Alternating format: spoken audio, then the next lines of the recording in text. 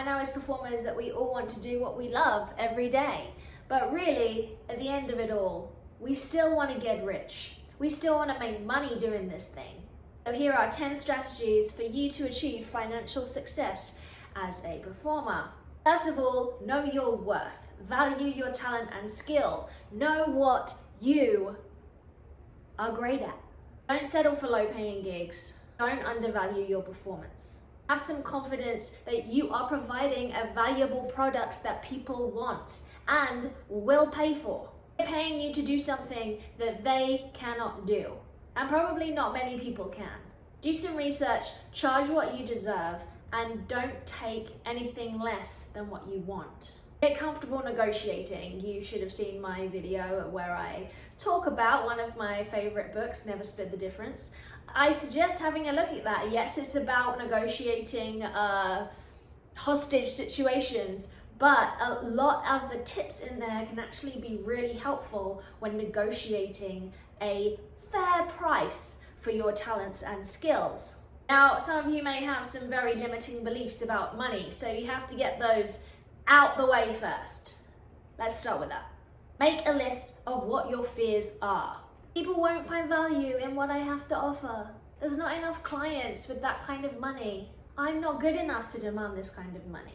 Write them all down on a sketchbook, journal, notepad, dry erase board, whatever it is. Write them down. But then afterwards, make a fresh list of positive affirmations, which are the complete opposite of all of those things that you just said. People find immense value in what I have to offer. There's an abundance of wealthy clients who want to offer me these gigs. So many people who want the services and the performances that I offer and want to pay me well for them. I am worth over $5,000 per day, whatever it is. Write it down and repeat these things until you believe them. Number 2, diversify your income. Don't solely rely on performances for your entire income. Here are some ideas about other things you could make money from. Explore additional avenues such as teaching workshops or seminars. Create online courses. License your content or your act. Don't be afraid to create your own opportunities. I know many people that when they can't find work as a, say, magician or a burlesque performer or a singer, they create their own opportunities. They create, direct, produce their own shows on any scale, whether it's in one night in the back of a bar or whether it's on a stage in Toronto in front of 1,000 people. I like being part of multiple shows at the same time. Right now in Vegas, I'm doing Late Night Magic 3 times a week, and occasionally I do Red Velvet Burlesque 1 night a week. Then there are corporate events, private events. Number 3, I know I keep harping on about this, but you've got to have a great brand. Establish a compelling personal brand that resonates with your kind of audience. A strong brand can attract higher paying opportunities and more potential clients. Maybe even focus your brand more towards the direction of the kind of gigs that you want. Your higher paying gigs, there may be the corporates, they're the trade shows. Maybe you want to streamline your branding to focus on that kind of high paying gig.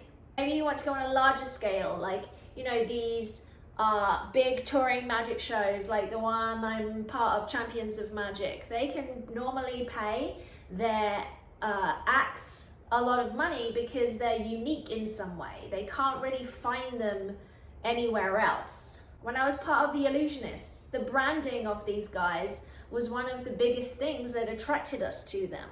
We loved those monikers like the Avengers of Magic, the quote that everyone keeps using.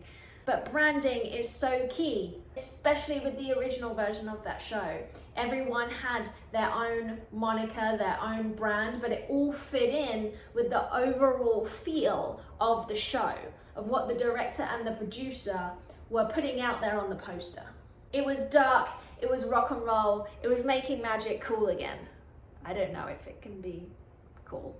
So yeah, gear your brand towards the gigs that you want. Like I always say, get good photos, get good footage, get amazing testimonials, and put all that stuff together.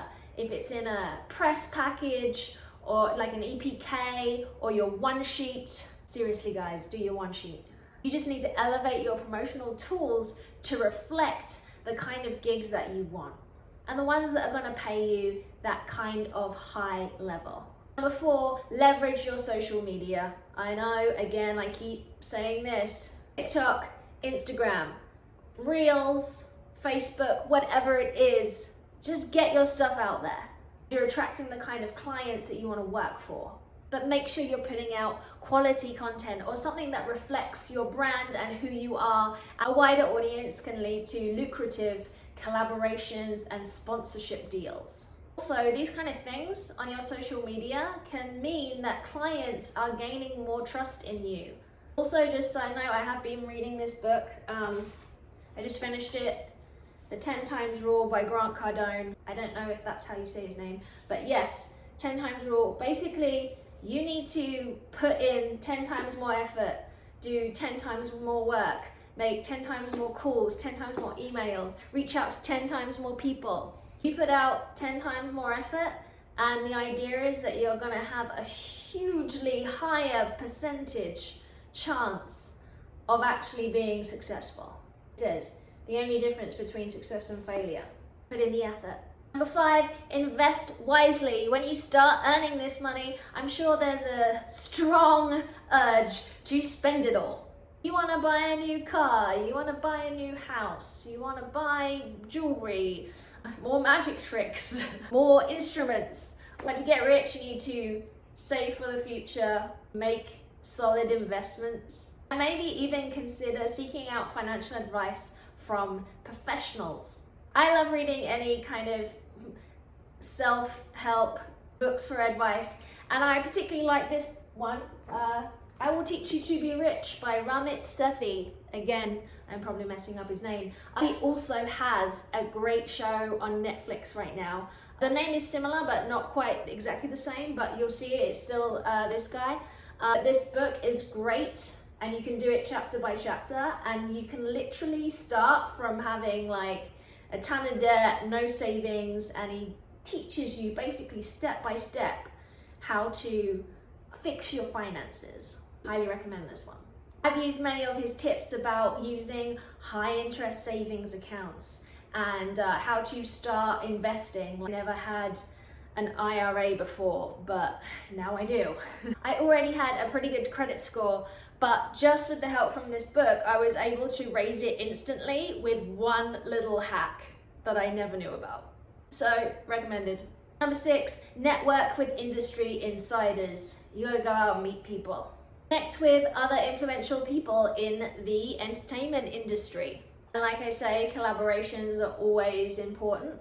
Also, another thing that's inside this book is about connecting with people that are above you. Hang out with the people that are already where you want to be. Ask them questions. Figure out how they got to where they are. Networking can open the doors to exclusive gigs and partnerships. You may say, oh, that's probably very easy in a place like Vegas, but you have the internet. So many celebrities, peers, influencers within our industries are only a click, email, message away. And I know from personal experience that any of the magicians that I've worked with, so many of them would get like occasionally messages from younger aspiring magicians. And for the most part, they'd reply to them and sometimes even meet up with them. Sometimes give them mentorship and advice. But if you don't reach out and you don't try, you'll never know. Maybe start by supporting their show, pay money for a ticket to come see them, and then ask for their advice. Number 7, create merchandise. Yes, I am modeling one of my own creations right now. Even has my logo on the back. So I own my own merch, magic clothing shop, store, thehexclubstore.com, where I sell different kinds of t-shirts, fanny packs, stickers, you name it, and you can order them all online. So shameless plug, thehexclubstore.com, and get some Sweet threads. But yes, capitalize on your fan base by selling merchandise, either after your performance or just online. I was so surprised in Champions of Magic when all I sold was a couple of stickers after the show. The other guys had t-shirts and shot glasses and magic tricks, and I wanted something on the stand, but I didn't really want to invest a whole lot of money. So I chose stickers, and I was shocked by the amount of money that I made just from selling these couple of stickers. So yeah, whatever you sell something, because people want to buy it if they're a fan of yours. If they enjoyed what you did in the show, they're 100% more likely to buy something.